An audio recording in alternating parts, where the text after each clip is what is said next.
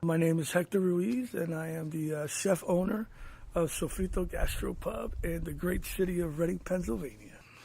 Less than a year ago, I was a line cook, making just like anybody else was here, only, I saw something and I went after it, I left school at an early age, but I didn't leave school just to become a degenerate. I remember the first job I had was at Burger King. And I can remember the first check, how excited I was to get a $19 check. I mean, I was skipping. At Bajoli's Firehouse, I probably did dishes for maybe 3 or 4 years. And then from there, I went to prep cook. And then from there, we moved up to the Ugly Oyster. While people just were content being the dishwasher, I wanted to be the head cook in the place. I'm a go-getter. I knew I would own something at some point in my life. The question was always how, because being of Latin descent, we don't like asking for much help. So I was brought up never ask anybody for anything. If you can't do it yourself, then you can't do it. And that's just it.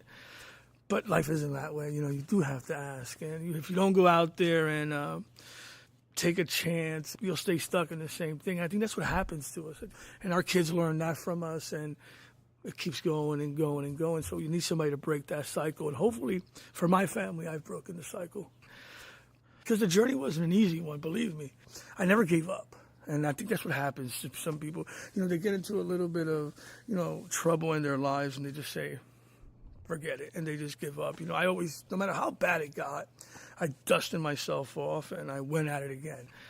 There was a time in my life where drug addiction was, number one thing in my life. Even that, I knew that I can, conquer.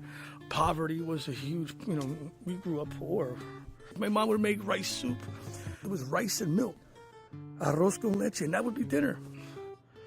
Latin American food is very cheap because it's, rice and pork and beans, all, poor people food. I always liked to cook. We were cooking by the time we were 8 years old. I mean, my mom was trying to raise us on her own for a while there. So while she was working, we had to eat. So, we learned how to cook at a very early age. With my mother, my father, my brother, and my sister, we would sit around this big, huge pot, and we would either peel the garlic or we were in charge of peeling the peppers, and everything went into this pot to get pureed, and then that would become the sofrito.